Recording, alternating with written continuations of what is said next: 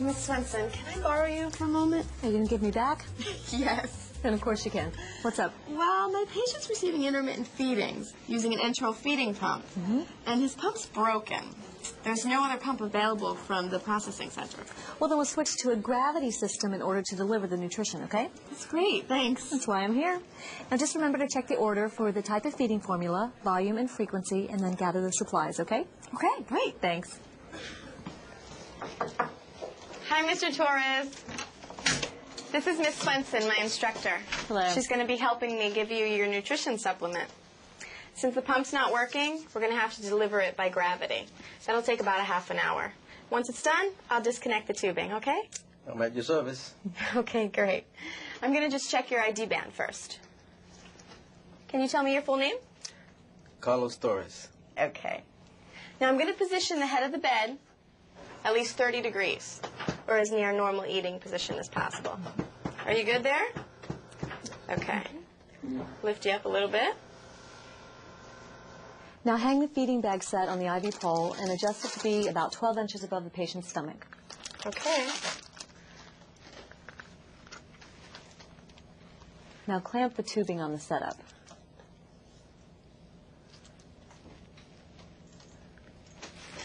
Now I clean the top of the can with an alcohol wipe, right?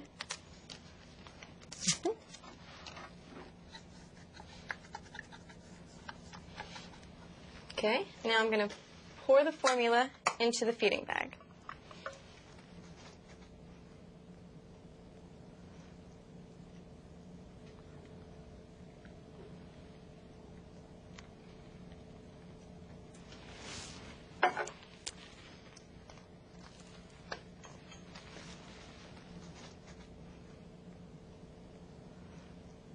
Okay, be sure to open the roller clamp and run the formula through the tubing to purge the air.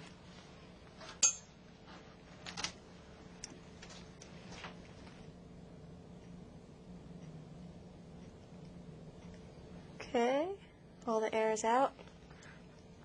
I'll close the clamp again. Now I'm going to check the residual, or the amount of feeding that's left in the stomach from the last feeding. I'm going to have to pull your gown up just a little bit, okay, Mr. Torres? I'll be sure to use a waterproof pad.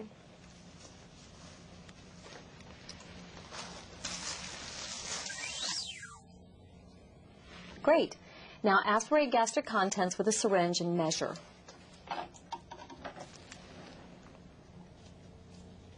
Then you want to return the contents immediately through the tube. I'll put it back in.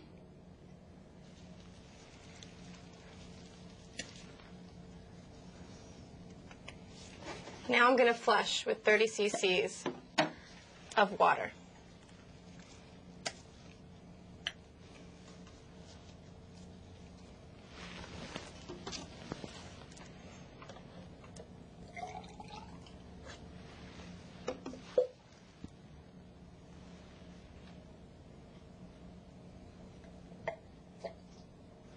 Okay.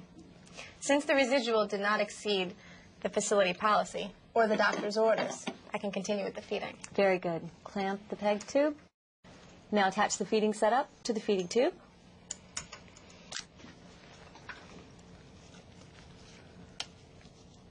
Open the roller clamp. Okay. And adjust the drip rate according to the infusion time ordered, or allow it to infuse over at least 30 minutes. I've calculated a drip rate of 80 drops per minute. Great. Okay, Mr. Torres. We'll be back when your feeding is complete. Sounds good to me. Hi again, Mr. Torres. How you feeling?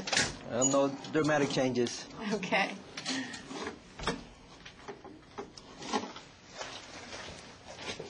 What I'm going to do now is I'm going to flush the feeding bag with 30 milliliters of water. That way we can flush out the bag itself and your PEG tube at the same time.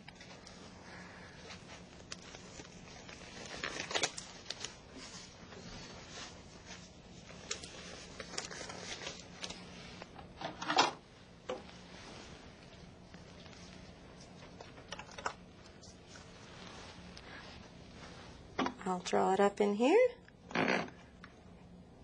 That's 30.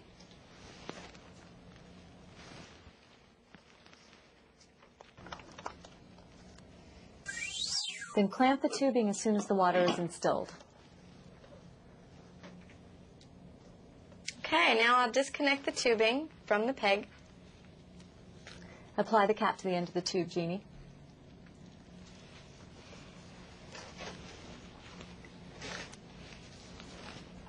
Okay, Mr. Torres, I'm going to have you sit in an upright position for 30 to 60 minutes. Is that okay? That I can do. Okay. If you have any questions or concerns, don't hesitate to ring your bell. Thank you, Mr. Torres.